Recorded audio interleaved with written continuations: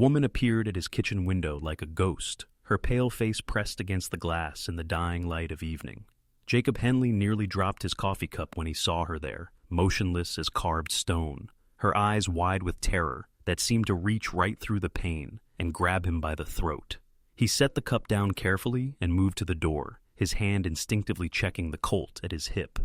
In 23 years of ranching this stretch of Montana territory, he had learned to trust his instincts, and right now, every nerve in his body was screaming danger. "Ma'am." He opened the door slowly, keeping his body positioned so he could draw if needed. "You all right out there?" She stepped into the lamplight, and Jacob could see she was young, maybe 25, with auburn hair that had come loose from its pins and a dress that had seen better days. But it was her eyes that held him, dark, haunted things that had seen too much. "Mr. Henley?" Her voice was barely above a whisper. "You are Jacob Henley? I am, and you are? My name is Catherine Walsh. I worked at the Silver Dollar in Millfield." She glanced over her shoulder toward the darkness beyond his porch. "I need to tell you something, and there isn't much time." Jacob had heard of the Silver Dollar. It was a saloon and gambling house 2 towns over, the kind of place where money changed hands quickly and questions weren't asked. Not the sort of establishment where respectable women worked, but then again, respectability was a luxury not everyone could afford out here. "What's this about, Miss Walsh?" "There are men coming for you tonight. Bad men. They think you have something that belongs to them." Jacob's blood chilled. What kind of something? Catherine's hands trembled as she reached into her coat pocket and pulled out a small canvas bag. Even in the dim light, Jacob could see tears. He glint of gold coins through the loose weave. "This. They think you have this. I've never seen that money before in my life." "I know, but they don't." Catherine's voice cracked with exhaustion. "There was a poker game 3 nights ago, high stakes. A man named Garrett said he was a rancher from up north. He won big, real big, but when the game ended, the money disappeared." Jacob felt pieces of a puzzle clicking together in his mind. None of them good. "And they think this Garrett was me? He gave your name, said he owned the Broken H Ranch." Catherine gestured toward the brand burned into the wooden sign by his gate. "When the money went missing, they figured he'd lied about who he was, but the name and the ranch, those were real." The wind picked up, rattling the shutters and carrying with it the scent of rain. Jacob could feel the weight of approaching storm clouds, but the weather was the least of his concerns now. "Who's coming?" he asked. "Dalton Reeves and his boys, 5 of them, maybe 6. Catherine's voice dropped even lower. "They'll be here within the hour." Jacob knew that name. Every rancher within 100 miles knew Dalton Reeves, a man who had turned cattle rustling into an art form and had never been caught because he didn't leave witnesses behind. Jacob stared at the bag of gold in Catherine's hands, his mind racing through possibilities, none of them good. The smart thing would be to saddle his horse and ride hard for the county seat, let Sheriff Morrison sort this mess out. But Millfield was a full day's ride, and if Reeves was already on his way, running would only make him look guilty. "Why are you warning me?" he asked. "What's this to you?" Catherine's face flushed, and she looked away. "I was there that night. I saw what really happened. And? The man who called himself Garrett. He wasn't alone. He had a partner, someone who worked at His saloon, someone who helped him cheat." Her voice became barely audible. "Someone who helped him steal that money." Jacob understood now. "You. I needed the money. My brother, he owes some. Dangerous people back east, and they were going to kill him if I didn't." She stopped, shaking her head.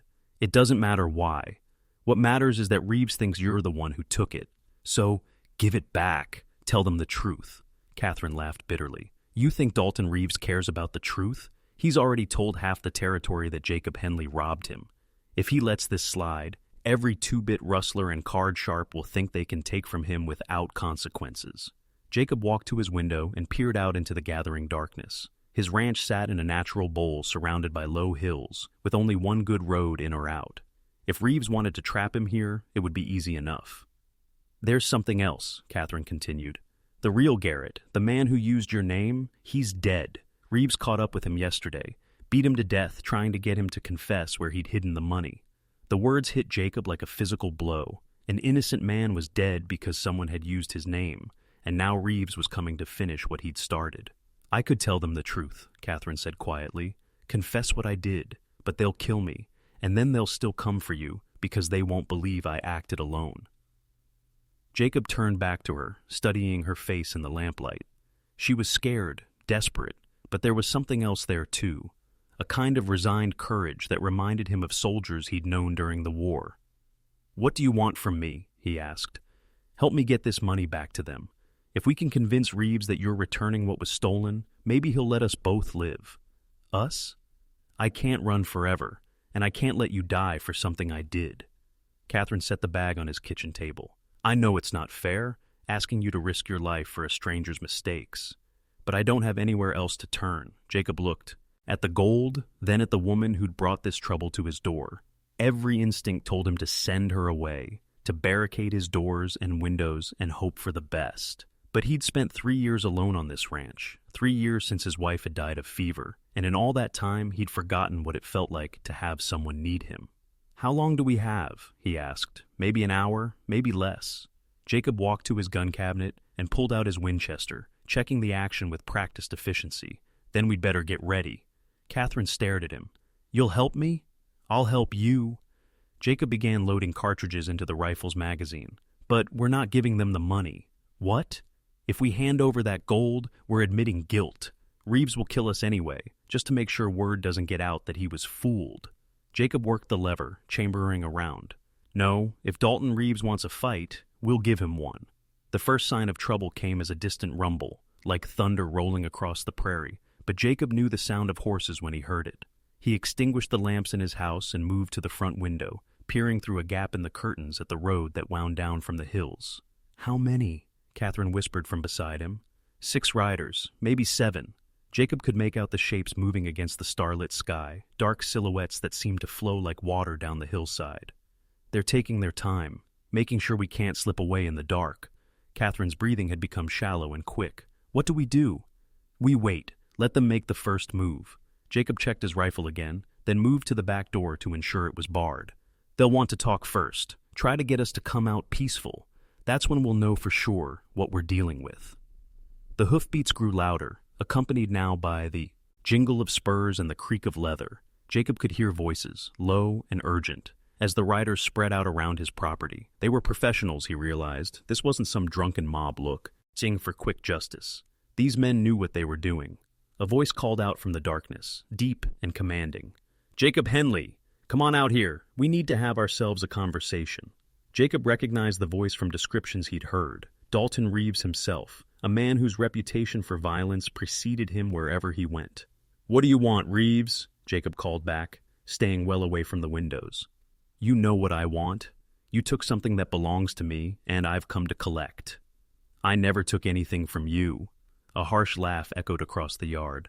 "That's funny, Henley. Real funny. Because I got witnesses say otherwise. Say you cleaned out my poker game 3 nights back, then disappeared like smoke." Jacob could see movement in the shadows around his barn, men positioning themselves to cover all the exits. They'd done this before, he realized, probably many times. "Your witnesses are mistaken," Jacob called out. "Maybe, but here's the thing. I don't much care if they are or not. See, word's gotten out that someone made a fool of Dalton Reeves, and that's bad for business. Real bad." Catherine grabbed Jacob's arm, her fingers digging into his flesh. "He's going to kill us, no matter what we say." Jacob nodded grimly. He'd reached the same conclusion. This wasn't about justice or even the money. It was about reputation, about making sure everyone knew what happened to people who crossed Dalton Reeves. "I'll give you one chance, Henley," Reeves continued. "Come out with my money, and maybe I'll make this quick. Keep hiding in there like a coward, and I promise you'll regret it." "And the woman?" Jacob called back. "What happens to her?" There was a pause, and Jacob could almost hear Reeves smiling in the darkness. "What woman would that be, Henley? I don't see any woman." The threat was clear. Catherine would disappear, just like the real Gare. Rhett had disappeared, just like anyone who could contradict Reeves's version of events. "Jacob," Catherine whispered urgently, "there's something else I need to tell you, about the money." "What about it?" "It's not all there. The bag I showed you, it's only half of what was stolen." Jacob's blood ran cold. "Where's the rest?" "Hidden. Somewhere safe. I was going to use it to—" She stopped as the sound of breaking glass came from the back of the house. "They're coming in," Jacob said, raising his rifle. "Stay low and stay behind me." The first man through the back door was silhouetted against the starlight, and Jacob's rifle spoke once, the muzzle flash lighting up the kitchen like lightning. The man dropped without a sound, but Jacob could already hear others moving, surrounding the house like wolves closing in on wounded prey. "Last chance, Henley," Reeves shouted from outside. "Come out now or we burn you out!" Jacob could smell smoke already, could see the orange glow beginning to flicker against his windows. They were going to torch his home, everything he'd built, everything he had left of his life with Martha. "I'm sorry," Catherine whispered. "I'm so sorry I brought this to you." Jacob looked at her, this woman who had tried to warn him, who had risked her own life to give him a chance. "We're not dead yet," he said quietly. The smoke was getting thicker now, seeping through the cracks in the walls and under the doors. Jacob could hear the crackle of flames as they began to consume his barn, could see the orange glow growing brighter against his windows. Reeves wasn't bluffing, he meant to burn them out, and if they died in the fire, so much the better for his story. "There's a root cellar," Jacob said, grabbing Catherine's hand. "Under the kitchen floor. We can get out through there." But as they moved toward the kitchen, Catherine stumbled, her hand going to heat. Our side. In the flickering light from the growing fire outside, Jacob could see blood seeping between her fingers. "You're hit. It's nothing. Just a graze from the glass when they broke the window." But her face was pale, and Jacob could see she was lying. He helped her to a chair, then quickly examined the wound. The bullet had torn through her side, missing vital organs but causing significant bleeding. She needed a doctor, but the nearest one was in Millfield, and they'd never make it past Reeves's men. "Why did you really come here tonight?" Jacob asked, as he tore strips from a dish towel to bind her wound. The truth this time. Catherine was quiet for a long moment, her eyes focused on something beyond the walls of the burning house. "My brother died 2 weeks ago. The men he owed money to, they found him in Denver, beat him to death in an alley." Jacob's hands stilled. "Then why? Because I couldn't let another innocent person die for my mistakes." Catherine's voice was barely audible above the sound of the flames. "The real Garrett. When I heard Reeves had killed him, I knew it was my fault. I knew you'd be next." Jacob finished binding her wound, his mind working through the implications. "You could have just disappeared, taken the money and run. I tried. Got as far as the county line before I turned around." Catherine looked at him with eyes that held a lifetime of regret. "I've done a lot of things I'm not proud of, Mr. Henley, but I won't have your death on my conscience, too." The sound of splintering wood came from the front of the house as Reeves's men began breaking down the door. Jacob could hear their voices, urgent now, as the fire spread faster than they'd expected. "The cellar," Jacob said, helping Catherine to her feet. "Can you make it?" "I can make it." Jacob pulled up the loose floorboards in the corner of the kitchen, revealing a narrow opening that led down into darkness. The cellar had been dug as a storm shelter, with a tunnel that emerged near the creek behind the house. If they could reach it without being seen, they might have a chop. "So you go first," he told Catherine. "What about you?" Jacob looked around his kitchen one last time, at the table where he and Martha had shared their meals, at the window where she used to stand and watch for his return from the range. Everything was going to burn, all of it reduced to ash and memory. "I'll be right behind you," he said. But as Catherine disappeared into the cellar, Jacob made a different choice. He moved to his gun cabinet and pulled out his shotgun, checking to make sure it was loaded. Then he walked to the front door and threw it open. Dalton Reeves stood in his yard, silhouetted against the flames of the burning barn. He was a big man, broad-shouldered and confident, with the kind of face that had never known doubt or mercy. "There you are, Henley. Thought maybe you decided to cook yourself rather than face me." "I'm here," Jacob said quietly. "Let's finish this." Reeves smiled, his hand moving to the gun at his hip. "Where's my money?" "What money?" Jacob raised the shotgun, his finger finding the trigger. "I never took anything from you." For the first time, uncertainty flickered across Reeves's face. "You're lying." "Am I?" Jacob stepped off his porch, moving closer. "Or maybe you've been chasing the wrong man all along." The standoff lasted only seconds, but to Jacob it felt like hours.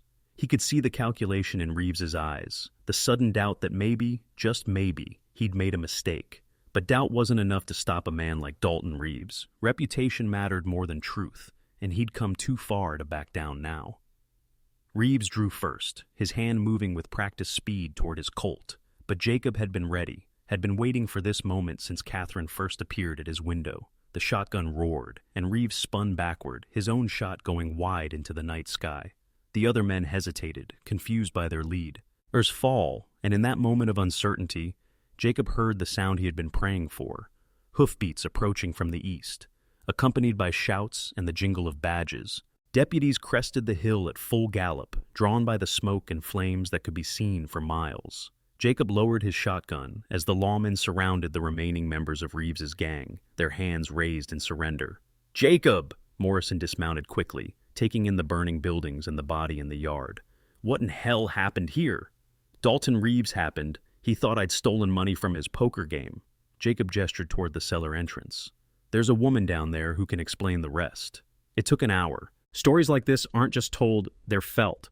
If you felt it too, subscribe and stay with us.